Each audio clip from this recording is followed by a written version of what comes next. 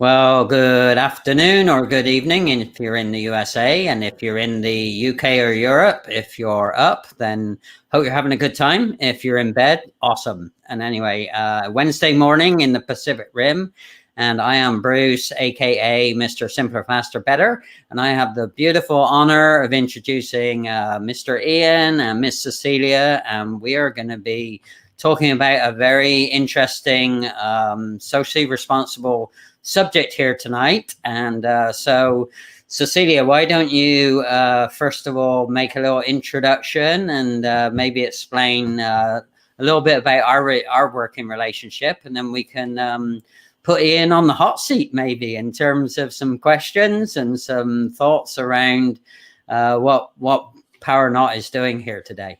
Absolutely. Thank you so much for the introduction. So my name is Cecillia Wong. I am currently the marketing manager at PowerNot. And formerly, Bruce and I used to work together when I was with a different startup that focused more on continuous improvement called Rever. And after I changed jobs, I started working at PowerNot. We are a on-site food waste digester solution for industrial companies. And this is a really great change in my career. I work for a company that is now environmentally conscious and responsible. And so it's a great pleasure being here today. And I'd love to introduce Ian. Yeah, go for it. And just before you do, hello, Mr. Kenneth Dunner. Kenneth Dunner is a loyal supporter, and he's actually a scientist in an analytical laboratory over on Eastern Standard Time. So, hey, Kenny, thanks for joining, man. So, yes, Ian. Good afternoon. I think that brief introduction. I started PowerNot 2009 to develop and provide solutions for environmental conscious. Everybody immediately thinks of saving energy, and that is certainly important, and that's exactly how we actually started the company. Right. But progressed on from there to build a biodigester to digest waste food. And while many people think about saving energy in terms of saving the planet, and that's important, a lot of people don't think about the impact that waste food has on the environment. When it goes to the landfill, it degrades into methane. Methane is 84 times worse for the atmosphere than carbon dioxide. And the waste food going to the landfill produces as much of an environmental impact as all of the airline industry, for example. Whoa. So if we're going to attack one thing, what we should do is attack waste food going to the landfill rather than attacking aircraft. Of course, people should fly less and use less energy and be much more environmentally conscious. But people need to attack the idea of waste food going to the landfill. And that's what our product does. It keeps the waste food out of the landfill, and it digests the waste food on site in a kitchen or a commercial food producer. Right. So that was something that I found fascinating when Cecilia introduced me to you and PowerNot. So thank you for that reach out a couple of months ago, Cecilia. But for me, it was very exciting because you have some pretty small units, right, that are very cost effective. So would you like to talk about that a little bit, the smallest to the largest? And well, yeah, we Kenneth is asking what we're eating the food with, not with teeth. We don't have piles of false teeth, and so the machines start at 25 kilograms a day, 50 pound a day, which can really consume about 10 kilograms a day, a minimum of 10 kilograms a day, 20 pound a day, all the way up to 3,000 kilograms a day, 6,000 pounds a day. Wow. So we have a range of models in that size. They're all basically operating the same way. They use a special blend of microorganisms to digest the waste food. These are all naturally occurring microorganisms, typically found in dirt, believe it or not. But it's a special blend of microorganisms that go into the machine, and they reproduce and continue to digest the waste food. So you supplement the microorganisms about once a year inside our machines. Right. So I'm a visual kind of guy. So What would an average, I know there isn't an average restaurant, but maybe a typical restaurant, to kind of put it into perspective, what would a typical restaurant be disposing of from a food perspective every day, Ian or Cecilia? There's typically around anywhere from 200 grams to 400 grams of waste generated per serving. So half a pound to a pound of waste generated. Now, that's not what's left on the plate. There's waste generated. You imagine taking a pineapple, right? When you cut up the pineapple, you're going to end up with more waste than edible food. And so that's counted as part of the waste. Same with citrus fruit. You're going to end up with about the same amount of citrus peel as you are for the fruit. Right. And so in most places, that's the kind of number that you're looking at. So if you're doing, let's say you're doing 1,000 covers a day, 1,000 meals a day, you can have 200 kilograms of waste, 400 pounds of waste per day. Wow.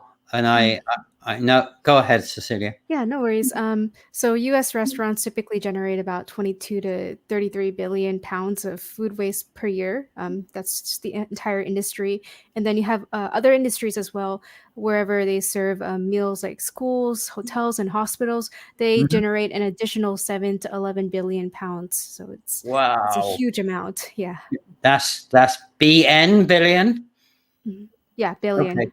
Hey, could you say those numbers again? Hi, Gracie. So Gracie works with me part-time on my marketing. So Gracie will often put in stellar facts like that into our live shows. So perhaps if you could shout that out again, and Gracie will put it in there. Absolutely. So on average, U.S. restaurants generate 22 to 33 billion pounds of food waste per year, whereas other industries where they typically serve food as well, like schools, hotels, or hospitals, generate an additional 7 to 11 billion pounds of food a year. Oh my goodness. And is that going into, like, I know a lot of the restaurants I've been to recently, you know, I'll walk down the side alley or something. Is that typically going into one of those waste containers at the side of the restaurant? Is that how it's taken away? Typically, it really varies from area to area. But for example, I just did a walk around Santana Row, which is in the Bay Area. I actually surveyed a couple of restaurants asking, what are you doing with food waste? And to my surprise, most of them were just throwing them into the trash and mixing it with everything else. Oh my goodness. That's it. Is that a worse problem then, or a better problem to have? Well, you know, I mean, in most people have just been doing that, you know, for years and years. Everyone's just been throwing everything in the trash and gets dumped onto a landfill. And that's the way people have been grown up. That's what's been happening. And if we're going to save the planet, we're going to have to change. Here in California, there's a new law coming into effect on the 1st of January that's banning the exact practice that Cecilia's just been talking about. Waste food must be separated. Right. So obviously here in California, I'm a hybrid. I'm an import, and I know that some folks, and I'm probably going to get some bad press for this, but some Californians are not always the most compliant people on the planet here. So we like our free will and our free-for-allness. So how do you see that compliance being applied? Because obviously we've had a long behavioral output of doing exactly what you said, which is throwing everything in the trash, right? Yeah, some people just have to change, and it's going to depend on how the law becomes enforced. In New York City, the law passed 4 years ago, same kind of thing, and they have the Department of Sanitary New York. The guys look like police; they carry guns, and they go round to the various establishments, and they'll rummage through your trash bin. And if they find organic waste in there, then it's an on-the-spot fine, $200 for the very first fine. And the second one, I think, is $3,000. And so they're rigidly enforcing that law there. But you take somewhere like Rhode Island, for instance, where the law passed, I think, a decade ago and is not enforced. So it's going to depend how the law is enforced here in California. Right.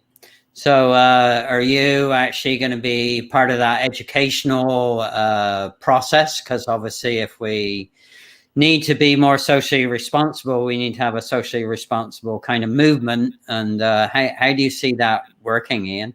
Well, that's what we're doing. We're doing as much outreach as we can, as much publicity as we can about the impact of waste food on the landfill, so that people understand the implications of what they're doing, not just the fact that the law may be coming after them, Right. but to try and teach them to be socially responsible. It's going to make a change from all of us to be able to save the planet here. Right. So based on what you've already done, and maybe we can use this as a fast tip. So if I'm completely unaware, which I was until I started talking with Cecillia and yourself about this socially responsible thing that we should do, particularly with our food waste, what would be a couple of fast tips that you could recommend to everybody that they could do to start having an impact? Well, there are multiple things here, and Kenneth's asking what happens if people don't pay up. As far as I understand, in New York City, they'll shut the place down. Oh, really? Yeah, I mean, we tried to sell one of our machines. You see, we've been trying to sell our machines into New York City for a long time, and the thing about New York City is it's got no space, right? And people have huge amounts of waste.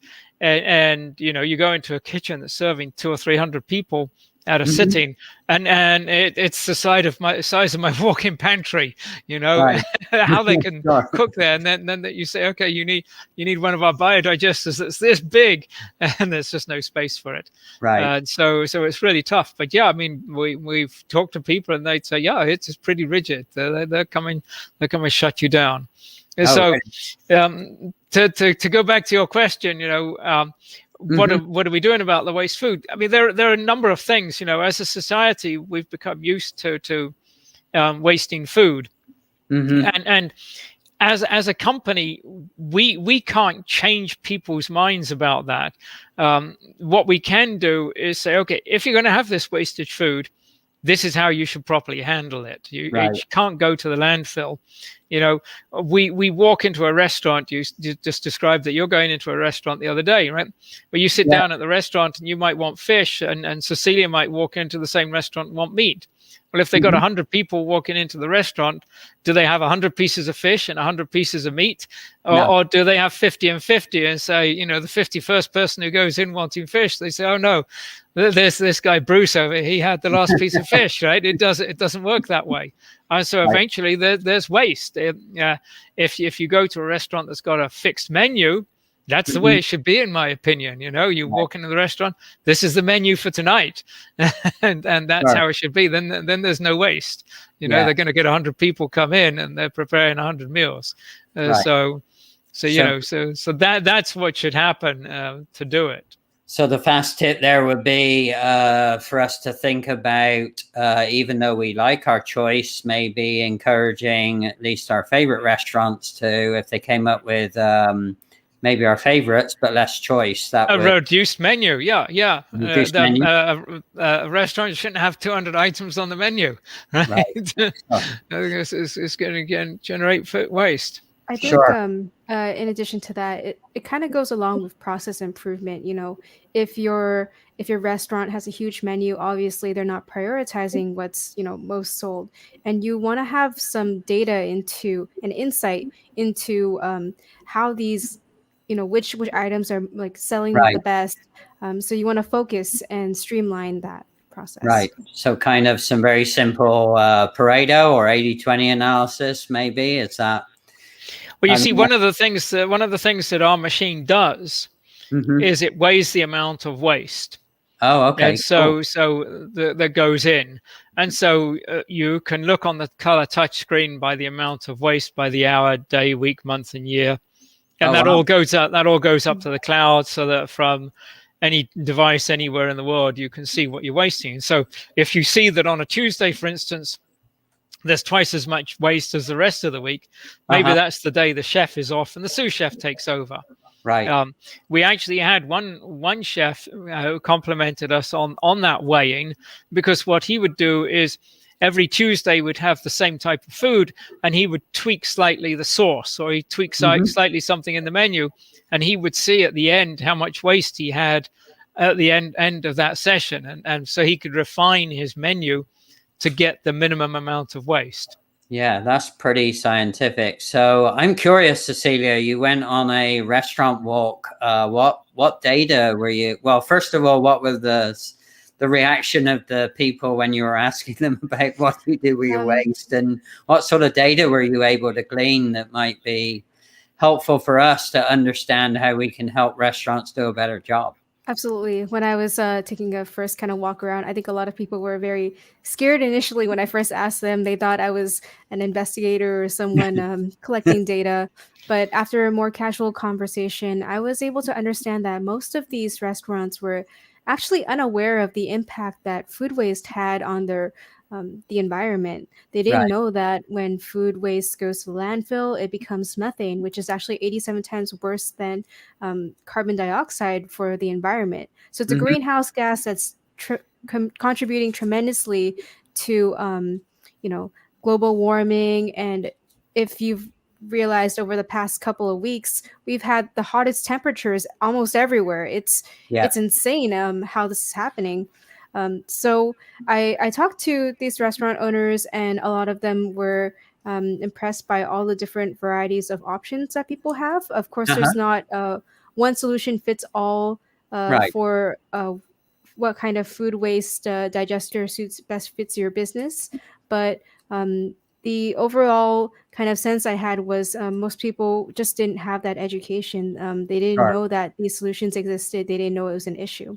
Absolutely. So I'm about the learning piece. So what would be the types of either job titles or people that we need to start introducing you to for education in this subject? Because I think if we know that, it starts the ball rolling, right? Yeah. So for a lot of restaurants, it would actually be chefs. It would be the general managers. For hotels, usually sustainability directors, or for manufacturing to director of operations. It really varies from industry to industry. But one thing that I found really interesting too is, despite there being so many different industries and positions, sustainability actually affects the operations for all of these different businesses, and it makes a bigger impact on them than you would like to think. Right. So obviously, back in my day when sustainability started to hit the runway, as it were, no pun intended, because I've done a lot in the airline industry, but so it was always seen as, we can't really afford to do that really well, because it was always an add-on cost. So how do the cost economics help you in today's environment? Because obviously that's probably a big factor, right, for somebody to change their behavior as well. Well, I think that one of the issues that goes along with that is the people who are responsible for making the purchasing decision. And Cecillia touched on it. If you take a hotel, for example, the director of operations or the facility manager is responsible for getting the trash out of the building. And maintaining the operations of the facility. And so he's one of the guys who's normally involved in that role, and maybe the first person you want to talk to. The steward is in the kitchen, and the steward is the person responsible for actually clearing up the kitchen, bringing the food in, taking the waste out. And so the stewarding manager may be involved. The chef is involved because they don't want any piece of equipment in their kitchen unless it's approved by them. And then you would have the people who are in charge of sustainability, which typically in most hotels ends up being the head of housekeeping. And that person would be also involved. And then you've got the financial officer who's looking at paying both the cost of the trash collection and the cost of any capital equipment. And what you've got is this different priorities of the different people within the organization, so that the director of operations may have a budget and he can spend $100,000 or $200,000 a year, and he needs to buy this expensive piece of equipment, which is going to save money, but he's not paying the trash bill, right? He's paid to keep the hotel operational, not paid to reduce the ongoing daily costs of collecting the trash. Right. And so you have to target a lot of people and get to a lot of people to be able to say, look, this matters to your hotel. This is important. This is something you need to do. So that sounds a lot like a lot of my prior experience. One of my sweet spots is dealing with what I call IPTs, which is integrated process teams or integrated product teams. And I can only imagine that those different departments are very functionally managed. So I don't know if you've thought about how you might adapt your education in a cross-functional integrated process team approach, because it sounds to me like that's what needs to happen, right? Yes. And so one of the things that really helps us in the US is to be able to offer a lease rather than a capital purchase, because then, with a lease, our machine can go in, and a hotel, for example, might be spending $1,000 a month to get rid of their organic waste. And if they put our machine in, then the lease on the machine is $800 a month. So from the minute the machine goes in, it's saving the hotel money. So that really, now that offer becomes much more attractive to them. Sure. Yeah, I used to say to people, the language of top management is money. Nothing else really matters. Even though it's not a socially responsible thing to say, at the end of the day, that's what will usually get the decision maker's initial attention, right? And then in addition, you mentioned, why would cost be a factor? Right. So to answer that, there are a couple of reasons. Let's say you are for example, a manufacturing facility, and you have a full day operation. And most of these places, let's take an example. I believe we had a customer called Bendix. They have a remote location, and they offer full dining services, breakfast, lunch, dinner, and then third shift meals. Right. Because they're in a remote location, where does all that food waste goes to? Because they have a food waste that arises from preparing these meals. Because they're far away, transporting it, handling it, that all really builds up over time. Whereas if you need to, maybe you're in a closer facility or a factory that's close in the city, then the issue with that is you have a lot of food waste, and maybe you don't have enough space. Depending on what your situation is, you need a food digester to take care of it so that you don't have that middleman who is constantly handling the food. So with our food waste digesters, we coin them as the LFC biodigester. All the kitchen staff has to do is put the food waste inside, and then the microorganisms eat it and water comes out. And that water can be safely discharged back into the system. So then they can save time, money. They don't have to deal with a middleman. It makes it very convenient and very easy. Hey, you're talking my language there, Cecillia. Saving process steps, time, and money. That's that's the heart of what I try and always educate and get people to understand. So, but I think you said another really important piece is it might be location dependent is one thing. Very special, could be special environmental conditions, particularly if the unit is landlocked either against the ocean or other buildings. So that's well, for instance, we've turned up many machines in the Maldives, for example, and for the resorts on the Great Barrier Reef. And these are very much environmentally conscious places. For the vast majority of waste food that's generated in the Maldives, it's just simply taken out on a donie out into the ocean and dumped in the ocean. Really? And really. Wow. And it's appalling. You go to a resort, and some of these resorts are between $4,000 and $7,000 per person per night, and they don't realize what's happening. But increasingly the Maldives has become very conscious about this and is passing laws. And so our business has boomed in the Maldives. Awesome. We just turned up a machine at Four Seasons, which is a new resort, and they put our machine in so they didn't have to do the doning out into the ocean business. But Awesome. also, you know, in Great Barrier Reef, we have them, for instance, on Hamilton Island and Haymond Island. I mean, these are also UNESCO biosphere places. Nowhere more environmentally conscious in the world than these kind of places. Right. And on Hamilton Island, for example, we have 6 of our machines. Awesome. on one island at the various hotels and facilities on the island.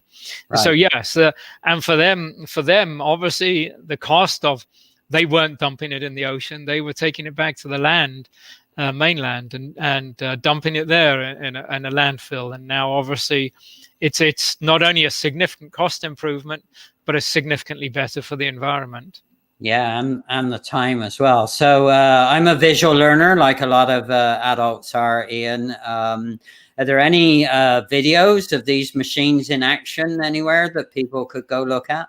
Yep, we have our videos on YouTube. Okay. Where would one find, what's the easiest way to find your YouTube channel? Cecilia is going to tell you that. Yeah, just, that's what she gets paid for. So in YouTube, you can just type in PowerNot or LFC biodigester in action, and videos of footage of people just dumping food waste into the biodigester and how it works. We have a couple of videos on that. Sure. Do you have any later videos for these new places that are catching both the social responsibility and understanding the total cost chain of doing it the right way with the PowerNot machine, right? Yeah, we should have a couple of videos coming out soon. Just stay tuned, follow our LinkedIn and YouTube, and you'll see some new things. Right. Yeah. So Cecilia, I know we talked at the end on #replay. Cecilia is going to put in the PowerNot LinkedIn company page. So yeah, if you could post videos there and make sure the cross-reference to your YouTube channel is there as well. For those of us that were totally uneducated, and that was me, hand on heart, and I'm still very uneducated in this field. I think for all of my network, if you see this or you know somebody in the food business or in the transportation and logistics of the food business, step up, maybe make a recommendation or two, and let's see if we can get Ian and Cecilia's team of people at least in some initial conversations with those folks, right? Mm-hmm. Yes. Yeah. Awesome. And then the latest breaking news is you're about to go back to a trade show, right? Yay, we're in-person trade shows again. Our first trade show for a long time, yeah. So it's going to feel very weird, very, very weird.